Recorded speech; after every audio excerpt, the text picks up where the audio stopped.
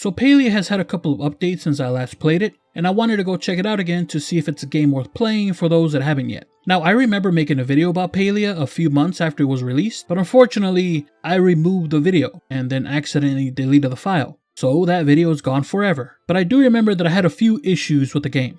Now, for those of you guys that don't know, Palia is a cozy social MMO life sim where you can build a home, farm, fish, cook, catch bugs, hunt, and explore. It's kind of a mix of Stardew Valley and Animal Crossing, but as an MMO. But from what I remember, the social part was lacking, so I also want to see if that has changed. So I logged back in, and I was greeted with an amazing sight. Damn, isn't he beautiful? And I'm not gonna lie, I did completely forget that I bought a dress for my character in this game, but now I remember that I bought it because he would look ridiculous wearing it. And I think we can all agree that he kind of does. But I also think we would all agree that no matter what room he walks into, he's going to be the prettiest person there. And it's not even close. If my character went to prison, dudes would be fighting all over him, talking about, I like you, he like you, and I want you, and he wants you. Now, Palia, just like Animal Crossing, has a friendship system with different NPC characters in the game. But in Palia, you can also romance certain characters in the game. So I, of course, got the friendship high enough for some of them that it turned into a relationship. And I ended up landing myself 3 girlfriends because of it. Yeah, that's right, 3 girlfriends. It's not a big deal or anything. I personally blame the dress because ever since I got it, it made me too damn handsome. Oh, so handsome. So the first thing I did while in game was run off to go see them after being away for a long time because they probably missed me. And the first one of the 3 that I saw was Kenyatta. She's a purple goth baddie that likes to do fun things like dance parties under bridges. I also got a key to her room, cause you know, we be fucking. She's also the only NPC I maxed out the relationship with. Then I went to go see my second girl called Gina. She likes to dig in dirt and look at rocks, I think. Her best friend is also a robot, which is kind of sad now that I think about it. Then there's the third girl called Tish. She's a more pink than purple baddie that likes cute things like animals and nature and shit. And out of the 3, she is probably the one that is most likely to murder you in your sleep. Oh, and she also scams people with overpriced furniture that she sells. Now, there was another girl I was trying to romance before I quit. Her name is Tamala, who is a cougar that loves to show off her assets. Damn, look at them titties! As well as make potions and flirt with dudes half her age, which told me that she belongs to the street. So you know she would suck the soul out of you if you let her. Which I tried to get her to do, but she kept wanting expensive gifts first, and I couldn't afford it cause I'm broke, bitch! Oh, and her name also sounds like tamale, which is a Mexican food, and it makes my fat ass hungry every time I think about it. So it's unfortunate that I was unable to unwrap her like a tamale before I quit.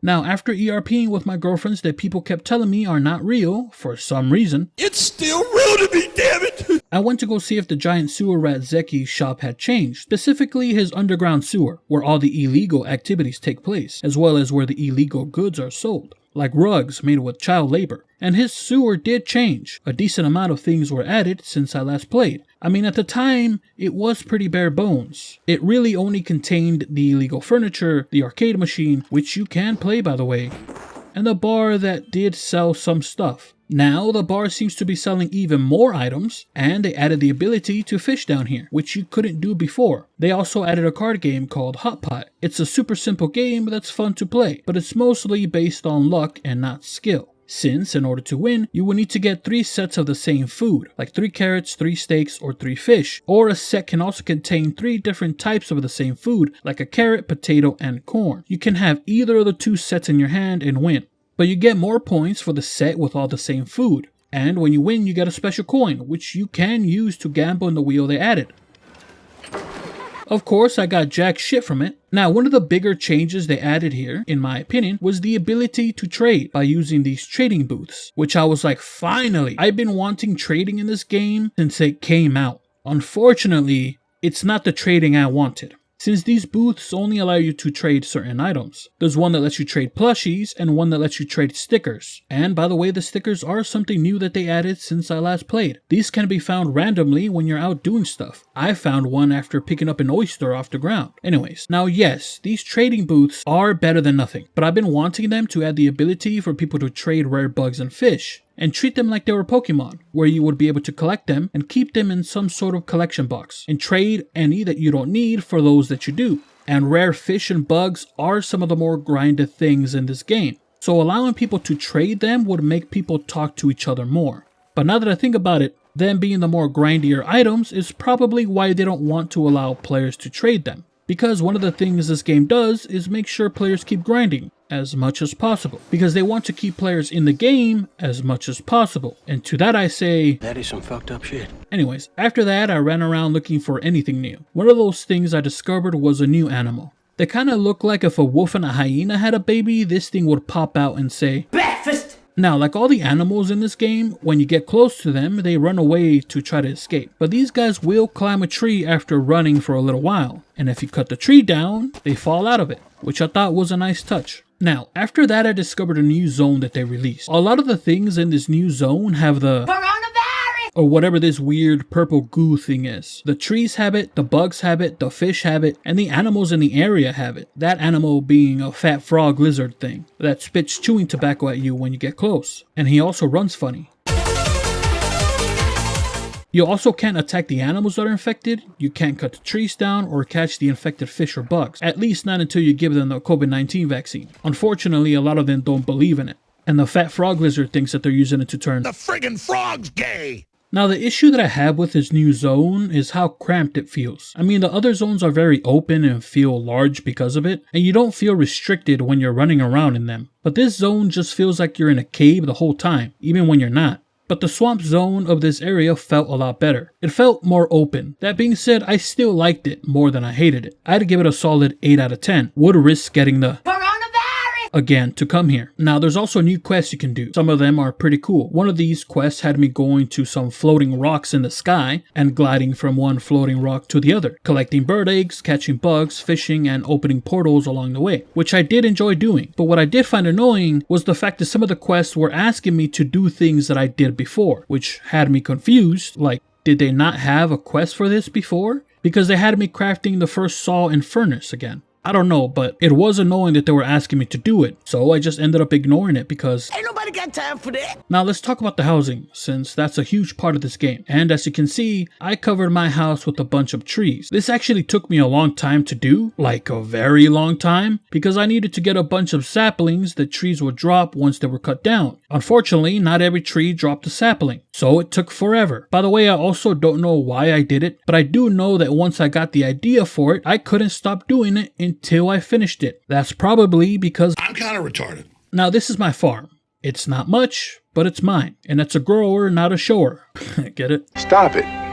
Get some help. Anyways, one of my bigger complaints about this game was how restricted the farming was. You only get 9 plots to farm. By plots, I mean small dirt squares you can place on the ground that you have to purchase from an NPC. And because of that restriction, there's not much farming to do in this game. They also made it so that your plants don't grow while you're offline, because you need to constantly remove weeds and rewater them in order for them to keep growing. I personally believe they did this because 1, they don't want players to grind out too much gold with farming, and 2, it forces players to log in every day. I mean, if the players made too much money, they could buy everything they wanted and would not have to grind as much. And if the plants grew while you were offline, the players would not feel the need to have to log in every day. And if those things happened, then people will play the game less. And they can't have that because they will make less money. It's the classic tactic that all live service games use to keep players playing as long as possible. And a lot of people did and still do have issues with this. That being said, if you were hoping to farm a lot in this game, like in Stardew, you're shit out of luck. Now, even though they heavily limited the farming to try and limit the amount of gold players make, it still did not stop people from finding the best ways to make gold in this game. For example, my motherfucking goldworm farm. This is where I made my riches. I was passively printing money with this system. It made me the goddamn Jeff Bezos of goldworm farming. Oh, and fertilizer too, since it makes those as well. And every day I logged in, I was like,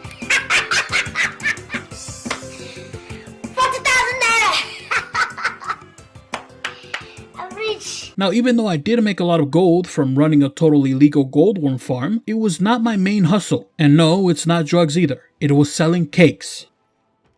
Not that type of cake. Like actual cake. You see, I ran an underground cake making business. And this is where I did it. This is where the magic happened. Where we created the best damn cakes in this game. Cake so good it made people say, Lord have mercy, I'm about to bust. After eating it. You see, I would invite people into my home. Each person would have one ingredient that we needed for the cake recipe. And we called these get-togethers cake parties. That way the authorities didn't think anything illegal was happening. Now what's funny is that this was one of the biggest social things about this game at the time. And they of course nerfed the hell out of it. So it seems like they're not worth doing as much anymore. I mean, back when they first started, it took you like 2 weeks to make the same amount of gold one cake party did. So of course they had to nerf it to the ground. Now in most MMOs I would understand nerfing strong gold making methods, because you need to make sure the economy does not get fucked over because of it. But this game does not have a gold economy like other MMOs do. You can't buy and sell items with gold from other players. You only need gold to buy stuff from vendors, like recipes, mats, seeds, and furniture. So making sure people don't have a lot of gold comes down to one thing and one thing only: the grind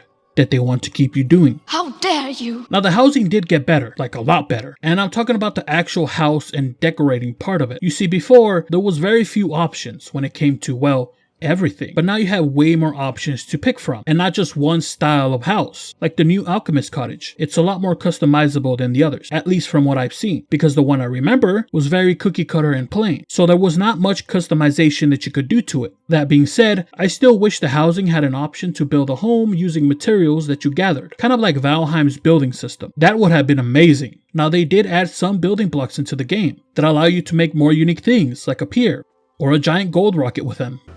That's a penis. Now they also added animal husbandry into the game, which is something people have been asking for since the game launched. Unfortunately, the way it works is really stupid in my opinion. You see, I was expecting you to be able to just buy some chickens or cows and make a pen in your home plot to place them in. But that's not how it works. In order to get animals, you first need to use a bell that you place in your home that will then teleport you to the farm. There you can buy animals that you have unlocked and name them, pet them, and feed them. But you can't kill them, which is fucking retarded. The only thing you can do is donate the animal or retire them once they start yelling at kids and telling them to get off my lawn! Like, I understand it's a cozy game, but you're able to shoot an arrow to kill a deer that's minding his own goddamn business. But apparently killing a chicken is going too far. Think about that. That's just dumb. Look, all I'm saying is that I just wanted the ability to buy a chicken, take it home, make a pen for it next to my house, then name that chicken Bob the Chicken, take care of it, pet it, love it, give it a great life, read it some bedtime stories, then chop its head off and make some chicken noodle soup with the body. Boy, that escalated quickly. I mean, is that too much to ask for? I personally don't think so. Now there are other people that think that the way that the animal husbandry system works is super frustrating and annoying to deal with. People complain about having to run way too much and chasing down different animals since they move around the farm into different pens. They even complained about it being in a separate instance from the house like I did. And some even quit the game after being completely disappointed by it, which I found hilarious. Now I do like how you're now able to visit other players' homes and rate them. This was not a thing before when the game first came out, because at the time, you could only visit the housing plots of friends or party members, and only if they were currently on their plot at the same time as you, which of course had me saying, Why? I mean, random people that visit your home can't do anything but look, so I never understood why visiting random homes from a list was not a thing sooner.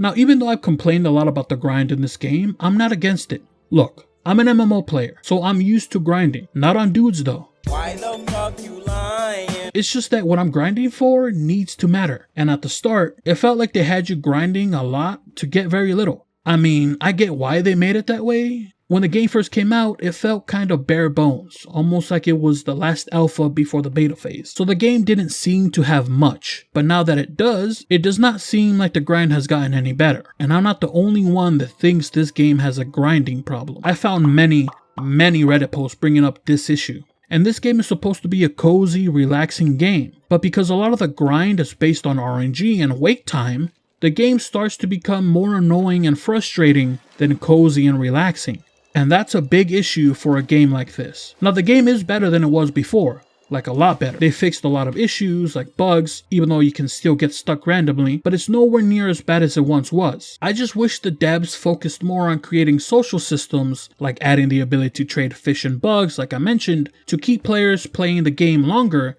rather than making the game grindier to do the same thing. And by the way, I also think the game would feel less grindy if it was more social. It's supposed to be an MMO, but most of the time it just feels like a single player game with other people running around you. That being said, I don't know if I would recommend this game to people. I mean, if you're really into these kinds of games, like that's pretty much all you play, then yes, I would. But if you're hoping this game is more like an MMO, and has a lot more social systems like an MMO, then no. Because I think if you play this game, you're going to be pretty disappointed. And I think you're going to constantly find yourself saying, I wish this game had this, I wish this game had that. Because I know I did. And it's going to be very frustrating to play because of it. Alright, well, that's it for now, guys. Let me know down below if you played this game before and your opinion on it, or whether or not you're going to play it. I would love to know your thoughts. And don't forget to leave a like and maybe a sub. It would really help me out. Till next time, peace.